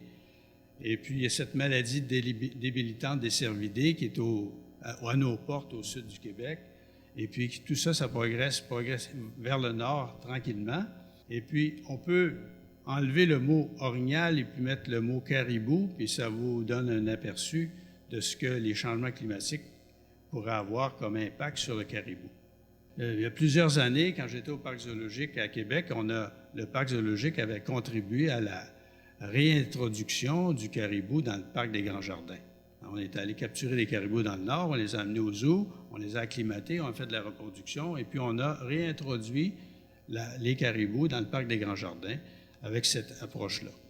Donc, cette approche a été très importante, et puis elle a amené certaines personnes du Vermont et du Maine à venir nous voir pour nous dire on aimerait faire la même chose. On leur a dit avez-vous examiné la situation? Vous êtes bourré de chevreuils chez vous, même si vous voulez réintroduire le caribou dans vos régions, ça ne donnerait absolument rien parce que c'est le facteur causé par la mortalité causée par les parasites du chevreuil va détruire tous vos efforts de réintroduction. Alors, ce qui fait qu'ils ont laissé tomber cette initiative-là. Mais c'est pour vous dire que ce sont ces facteurs-là qui sont qui vont réduire la capacité de se développer de certaines populations animales. Ce que ce sont les changements climatiques comme tels directement, c'est surtout les aspects secondaires, si on veut, comme ceux-là. Les poissons d'eau douce, j'en parlerai pas beaucoup, mais simplement que s'il y a plus d'érosion des sols causée par les pluies abondantes, etc., on aura peut-être une modification de la qualité des cours d'eau et puis certaines espèces de poissons pourraient avoir des difficultés. Donc, l'importance ici de bien protéger nos bandes riveraines. 4 grandes réponses des espèces au changement climatique. Il peut y avoir une immigration, donc il y a des espèces du sud qui migrent vers le nord, une expansion. Certaines espèces déjà établies ici vont agrandir leur aire de répartition. Et puis, il y en a qui vont simplement quitter une région du sud puis aller vers le nord. Donc, ils vont se déplacer sans qu'il y ait de perte d'habitat. Mais il y a certaines espèces qui pourraient perdre de leur habitat et puis voir leur population diminuer. J'aurais mis un point d'interrogation. Est-ce que l'orignal est dans cette situation-là, compte tenu de ce que j'ai expliqué tout à l'heure? Donc, ça se pourrait bien que l'orignal, compte tenu de la progression du chevreuil vers le nord, progression des tiques vers le nord et de la maladie, donc des parasites du chevreuil. Ce sont ces deux aspects-là qui pourraient affecter l'orignal peut-être plus que les changements climatiques, mais encore une fois, le changement climatique a un impact non négligeable sur l'orignal. Alors, on a prévu ici, on a établi, c'est Dominique Berthaud, dont on a mentionné les travaux tout à l'heure, qui a publié ce graphique et puis qui nous donne potentiellement quelle est la réponse de 765 espèces au changement climatique au 21e siècle dans le Québec méridional. Et puis on s'aperçoit que en termes de contraction et d'extirpation, il y a très peu d'espèces, 25 sur 765, qui pourraient voir leur population diminuer ou même disparaître. C'est très peu. Bon, il y a cette question d'adaptation, de rapidité d'adaptation. Bien sûr que les espèces peuvent-elles s'adapter aussi vite que les changements se produisent? C'est une autre question qui arrive. Donc, globalement, quel avenir pour la faune de nos forêts? Augmentation globale de la diversité faunique, ça c'est sûr. Il y a des espèces nouvelles qui apparaissent dans le sud du Québec et qui vont progresser vers le nord. Quelques espèces en difficulté, mais pas certain que ce soit directement par les changements climatiques. Donc, par la perte d'habitat, les chauves-souris ont disparu. Ce n'est pas du tout à cause des changements climatiques, c'est à cause d'un champignon qui vient d'Europe et puis pour lequel les chauves-souris sont mal adaptées, et puis ça cause une mortalité des chauves-souris. La perte, la dégradation, fragmentation des habitats, c'est des menaces importantes. Donc, qu'est-ce qu'on a fait? On constate qu'il y a une perte de biodiversité à l'échelle globale. Il y a moins d'animaux aujourd'hui qu'il y en avait il y a 200 ans ou 300 ans. Donc, on s'est dit, il y a une perte de biodiversité. Les populations ont chuté en 40 ans d'un pourcentage effarant, les populations animales. Et puis, on s'est dit, on va adopter certaines conventions pour protéger la nature. Donc, la Convention sur la biodiversité, dans cette convention-là, il y a un plan stratégique qui a été adopté en 2010 qui nous dit qu'il faut intégrer les valeurs de la diversité biologique dans la planification des programmes de développement économique. Il y a un autre objectif qui nous dit qu'il faut favoriser la résilience des écosystèmes et la contribution de la diversité biologique au stock de carbone. Donc, il faut améliorer ça. On s'est entendu aussi en 2015 sur des objectifs de développement durable à l'échelle planétaire. On s'est engagé à prendre d'urgence des mesures pour lutter contre les changements climatiques et leurs répercussions. Et puis, on s'est surtout engagé à préserver et restaurer les écosystèmes terrestres et en particulier les écosystèmes forestiers. Ce qui est intéressant, c'est qu'on s'est engagé à stopper la déforestation, restaurer les forêts dégradées, accroître considérablement le boisement et lutter contre la désertification, restaurer les terres et les sols dégradés. Voyez-vous, ce sont des objectifs internationaux qui ont été adoptés par tous les pays et le Québec en a aussi ces objectifs-là. En réponse à ces ententes, à ces engagements-là, on a le cadre pan-canadien sur la croissance propre et les changements climatiques qui a été adopté en 2016 par toutes les provinces et le fédéral. Et puis, il y a un chapitre sur les forêts. Alors, ici, je vous ai mis le texte sur les forêts. Puis, ce qui est intéressant, c'est qu'on nous dit qu'il faut renforcer le stockage du carbone dans les forêts, soutenir l'utilisation accrue du bois pour la construction, produire des combustibles à partir de la bioénergie et des bioproduits, promouvoir l'innovation. Voyez-vous, il y a des interventions ici qui sont déjà été sur lesquelles on s'est entendu à l'échelle canadienne. Puis au Québec, dans le plan de 2013 à 2020, on s'est dit quoi?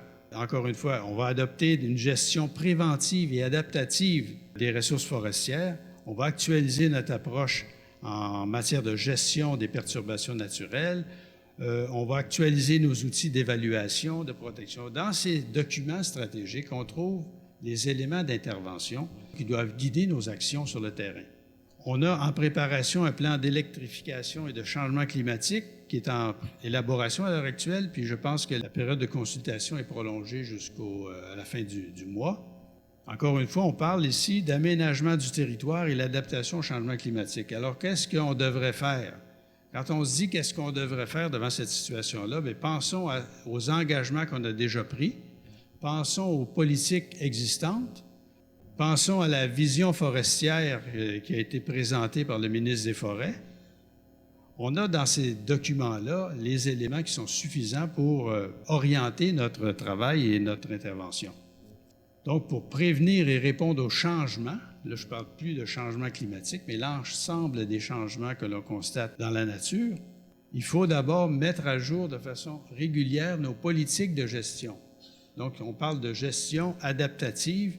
Les conditions sont changeantes, bien, il faut que notre façon de faire puisse évoluer en même temps. Et pour y arriver, il faut faire des études, il faut assurer une surveillance, il faut assurer un monitoring, une évaluation de nos interventions et de la situation. Et puis donc, la surveillance, le monitoring est très important. Et puis, il nous faut ne pas baisser les bras et s'assurer qu'on mette les ressources nécessaires dans ce domaine-là pour que notre gestion soit la meilleure possible.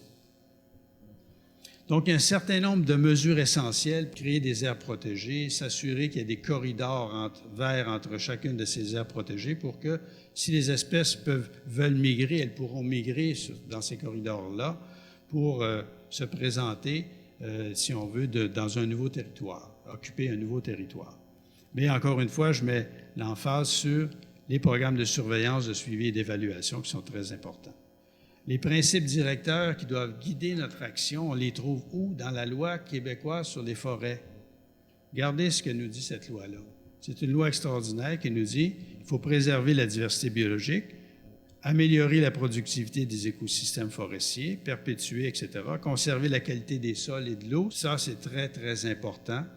Alors, quand on parle de bandes riveraines, là, c'est dans la loi, c'est dans la vision internationale, dans les objectifs de développement durable des Nations unies, tout se tient. Alors, c'est à nous, là, sur le terrain, de prendre nos responsabilités et s'assurer que ces principes directeurs-là, dans la loi québécoise, soient appliqués. Combler les besoins des générations actuelles et futures. Il faut penser à l'avenir, s'assurer de la pérennité de notre industrie, s'assurer que notre industrie demeure à la fine pointe dans tous les domaines que ce soit dans le suivi de l'évaluation, dans les mesures d'exploitation, dans la formation de la main-d'œuvre, etc. Il faut que l'industrie renforce sa contribution au développement durable, à la lutte contre les changements climatiques. Tout ce qui est là, vous le faites déjà.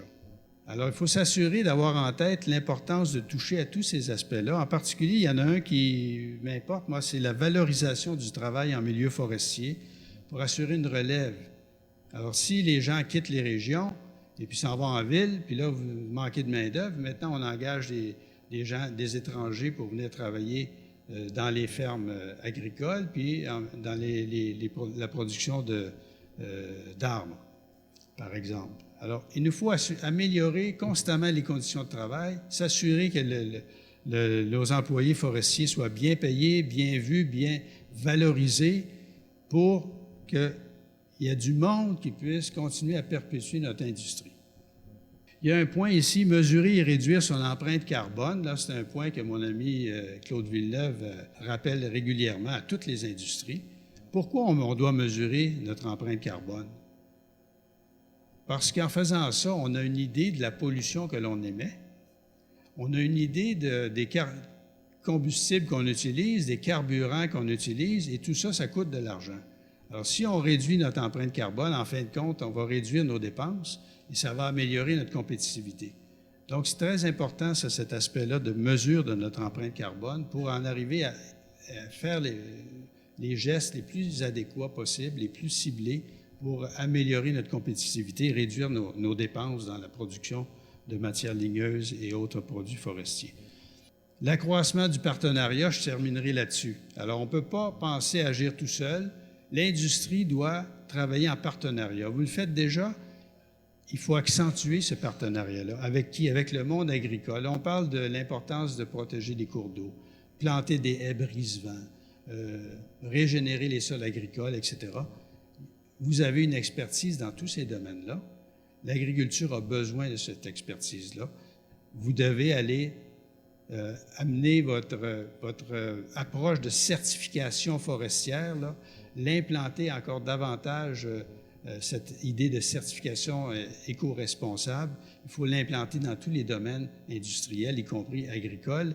Et à mon avis, le milieu forestier a beaucoup à montrer aux autres dans ce domaine-là. Avec le milieu industriel, voyez-vous ici, promotion de l'économie circulaire, la production d'énergie verte qui est sous-estimée ici. On a un potentiel de développement important. une collaboration avec le milieu scientifique pour assurer un meilleur suivi de la situation et développer les nouvelles approches innovantes, et surtout avec les ONG, les communautés locales, les collectivités. Pourquoi? Parce que on a encore du monde, là, surtout dans les ONG, qui ne connaissent pas ce que fait le milieu forestier.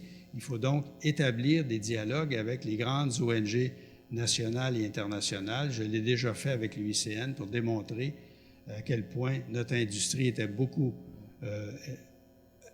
avant-gardiste dans le domaine et éco-responsable. Et puis, il nous faut continuer à faire ce travail-là parce que les générations montantes viennent de la ville en général puis connaissent peu de choses sur ce qui se passe en forêt. Alors, il faut poursuivre notre travail, puis dans ce sens-là, les efforts de votre association sont extrêmement louables et puis il faut les souligner et les encourager. Donc, l'industrie forestière doit poursuivre ses efforts, continuer d'innover, et puis je vous souhaite le meilleur pour la suite des choses. Merci beaucoup.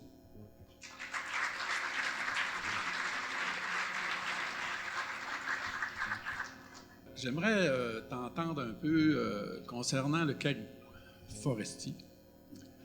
Puis, on parle beaucoup, quand tu nous as parlé de ça, tout le monde en parle, du réchauffement et des conséquences de migration des espèces.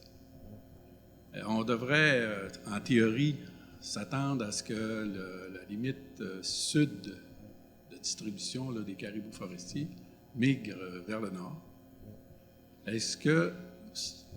Puis comment on peut intégrer, en tout cas, ce facteur-là, au niveau là, de la gestion des populations, puis de tout, en tout cas au niveau de la forêt, là, tous les règlements qu'on met en route là-dessus, au niveau aussi là, en tout cas du fameux 35 là, de perturbations qu'on aimerait limiter.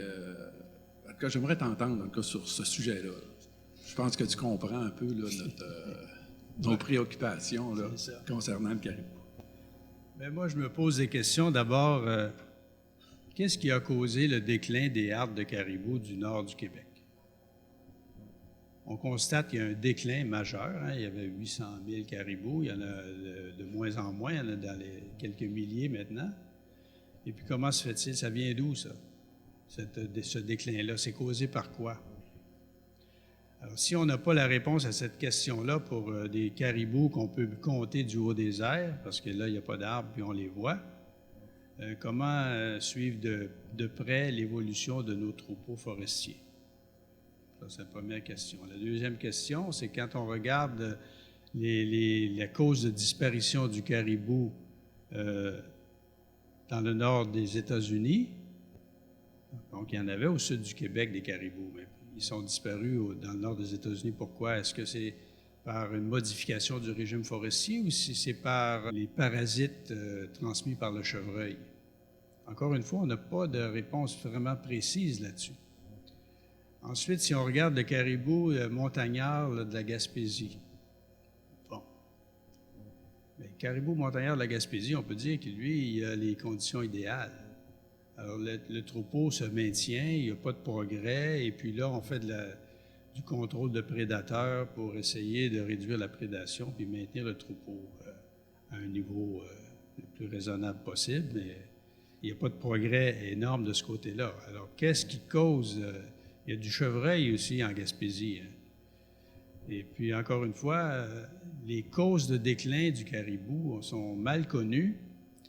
À mon avis, avant de déterminer que le régime forestier lui-même est la cause du déclin, il faudrait étudier davantage la question. Ça, c'est la première chose que je me dis. On n'a pas de certitude de ce côté-là. Ce qui est certain, par contre, c'est que c'était intéressant de protéger des grandes étendues de forêt matures.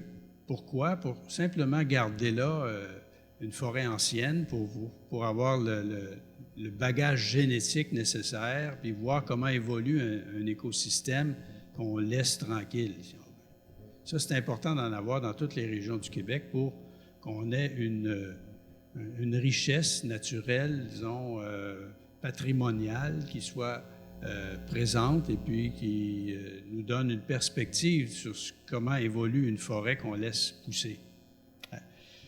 Alors donc, l'intérêt d'avoir des grandes étendues protégées. Et par ailleurs, il y a aussi l'intérêt d'avoir des grandes aires protégées.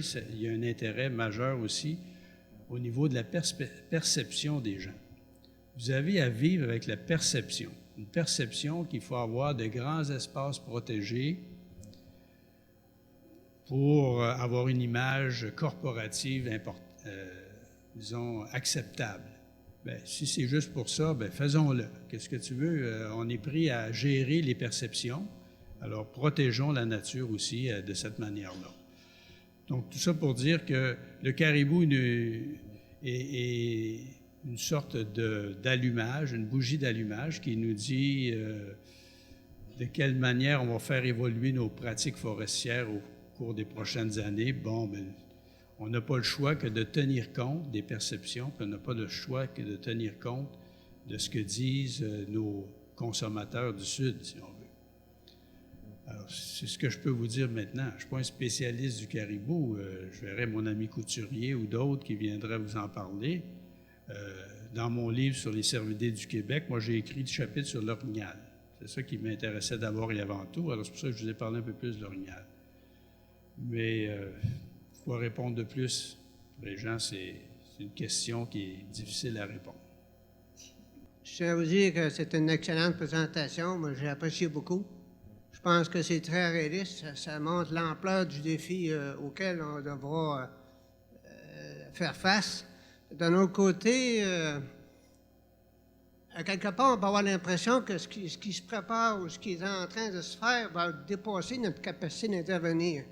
Dans ce contexte-là, est-ce qu'on peut penser qu'on devrait peut-être cibler des choses plus importantes sur lesquelles on pourrait intervenir plutôt qu'essayer de tout faire puis manquer sur tout? Merci.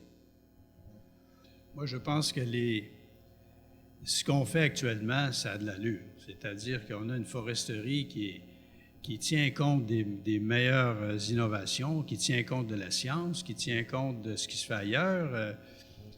Bon, ce qui m'importe, moi, c'est la pérennité de l'industrie forestière. C'est ça qui m'importe le plus. Et puis, pour y arriver, il faut tenir compte des perceptions, il faut tenir compte de la capacité de régénération naturelle, il faut assister la forêt, la protéger du mieux qu'on peut contre les événements climatiques, comme on a vu, les feux de forêt, etc. Donc, à mon avis, il faut mettre davantage d'investissement dans la forêt que ce qu'on en a fait jusqu'à présent. Moi, je suis d'avis que le Québec, c'est un grand pays forestier. On a une responsabilité planétaire à ce niveau-là. On est en avance de bien du monde dans notre façon de gérer notre ressource. Donc, il faut que le gouvernement reconnaisse ce leadership-là et surtout l'accompagne au maximum avec des investissements importants et ciblés dans toutes sortes de domaines. La recherche, le suivi, l'évaluation, le développement des nouvelles technologies, etc. Mais encore une fois, le développement de notre industrie là, doit se faire en tenant compte des principes de la loi forestière. On s'est battu pour que ces principes-là soient adoptés. Moi, je me rappelle comme président de l'ABQ d'avoir été dans les audiences publiques contre les phytocides en forêt. On a gagné de ce côté-là. On a dit qu'il fallait que la foresterie soit écosystémique. On a maintenant André Desrochers qui enseigne biologiste qui enseigne à la faculté de foresterie. On a fait des gains majeurs dans notre perception et notre façon de faire. Alors, il faut poursuivre, il faut investir tous azimuts dans une ressource qui est fondamentale pour le Québec. Il y a la survie des régions, le développement de la nation québécoise est basé sur la forêt, historiquement et encore aujourd'hui dans bien des régions. Alors, il faut y aller de ce côté-là. Puis si on parle d'intelligence artificielle, si on parle de développement de hautes technologies, bien, le milieu forestier est un milieu qui va bénéficier du développement de ces technologies-là. Donc, il doit s'associer avec ce secteur, si on veut, émergent ou important au Québec. Puis, donc, ne pas avoir peur d'investir plus encore. Et puis, on peut réduire des dépenses dans bien d'autres situations. Là.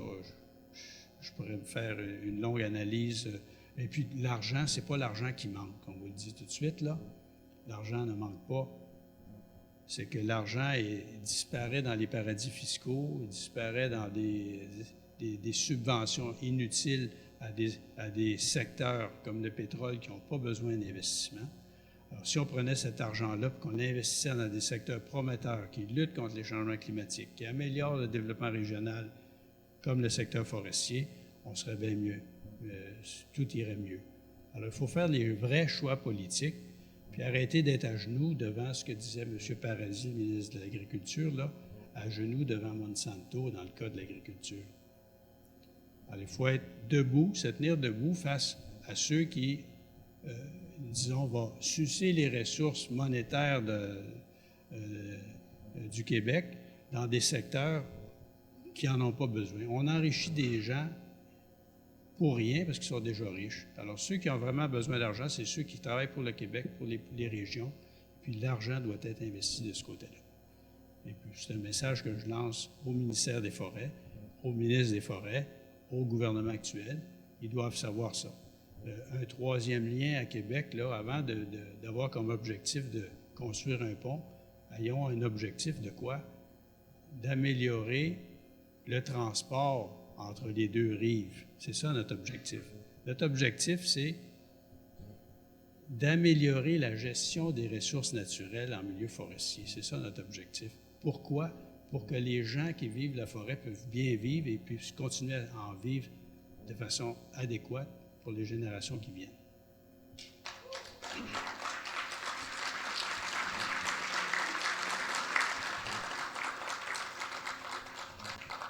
Oui, selon vos recherches, est-ce que vous pensez que les régions se réchauffent égales? Parce que moi, je sens ici, dans Saguenay-Lac-Saint-Jean, que c'est pas si chaud que ça, là.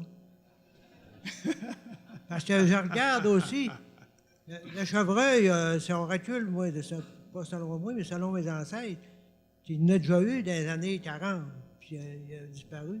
Là, il revient. Je ne sais pas si c'est un cycle normal qui se produit. Est-ce que ce sont le réchauffement climatique qui amène, ou le changement climatique qui amène le chevreuil dans nos régions?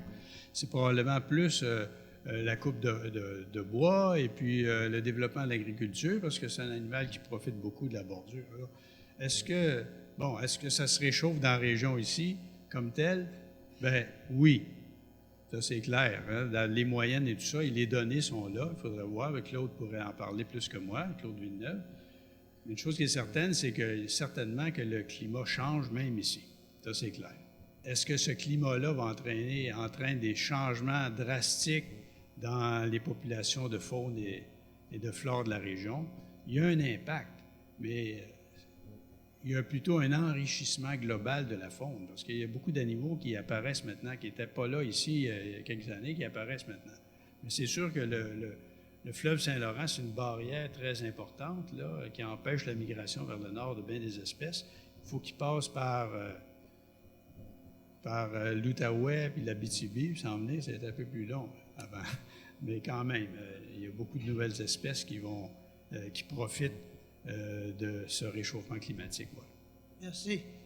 Dans vos conclusions, vous avez parlé de la promotion de l'économie circulaire. J'aimerais ça que vous puissiez donner un aperçu aux gens forestiers ici. Quel intérêt ou quel avantage ils pourraient trouver à l'économie circulaire, justement? Est-ce que ça peut les avantager?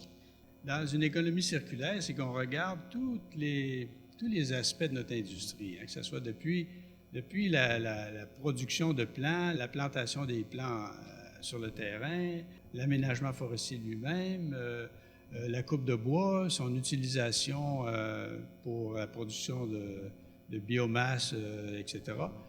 Donc, l'économie circulaire, c'est de voir de façon globale comment est-ce que fonctionne une industrie, à quel endroit on fait entrer dans le système des ressources, de l'énergie, etc. Puis on essaie d'améliorer l'ensemble de nos pratiques pour récupérer au maximum les déchets pour les utiliser à d'autres fins, etc.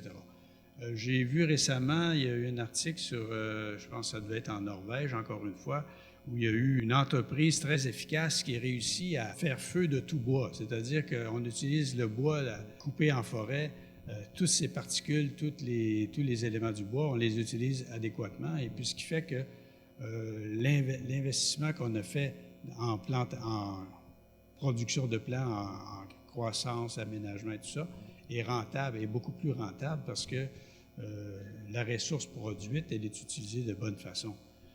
Alors, c'est un peu ça, l'économie circulaire, c'est une question qu'on doit étudier pour le milieu forestier, puis il y a peut-être là une piste de développement complémentaire, si on veut, pour l'industrie. Claude, peut-être tu pourrais rajouter là-dessus. Oui, j'aimerais juste faire un complément d'information à ce que Jacques vient de dire, pour citer par exemple une recherche qu'on fait chez nous à l'Université du Québec à Chicoutimi dans le programme Carbone Boréal, un projet qui a été subventionné par le CRIBIC et payé par le Fonds d'aide au rayonnement des régions et par le MFFP. C'est un projet de fertilisation avec des bouts de papetière et de l'anhydrite, un projet d'écologie industrielle, sur des plantations. Le site où c'est implanté, c'était dans l'ancienne forêt modèle de la Dorée. Et j'ai visité cette année aussi un modèle d'économie circulaire qui est actuellement en fonction. La scierie de la Dorée, par exemple, est une scierie qui est zéro déchet. Tout est valorisé, comme le disait Jacques, toutes les parties, à la fois au niveau énergétique, au niveau d'autres entreprises du groupe Résolu. Et puis, la papetière de Saint-Félicien, où on utilise justement les copeaux de la scierie, plus les écorces pour le chauffage, puis le CO2 est récupéré pour les serres toundra. Alors, vous avez là un exemple d'économie circulaire qui est en place dans la région, dans le monde forestier. Puis, il y a plusieurs, probablement, autres exemples, puis des voies de combinaison qu'on pourrait faire. Mais parlez-nous-en à l'Université du Québec à Chicoutimi, on est très actifs dans ce domaine-là.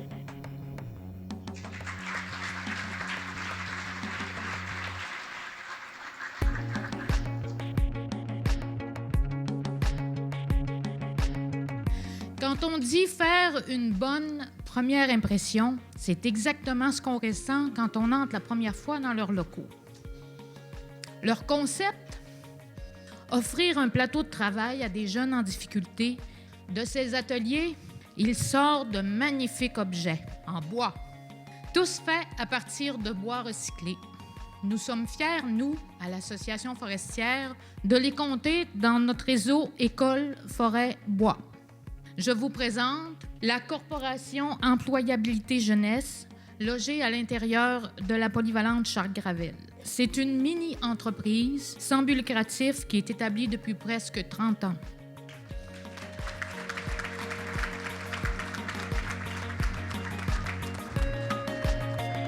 Merci d'avoir été des nôtres pour ces 2 conférences.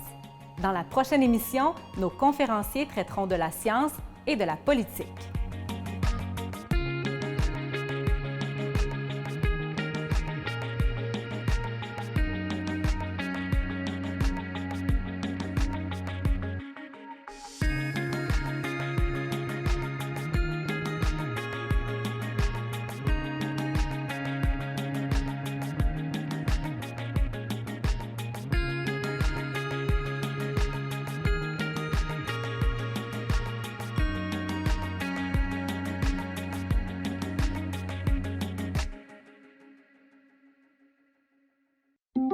Thank you.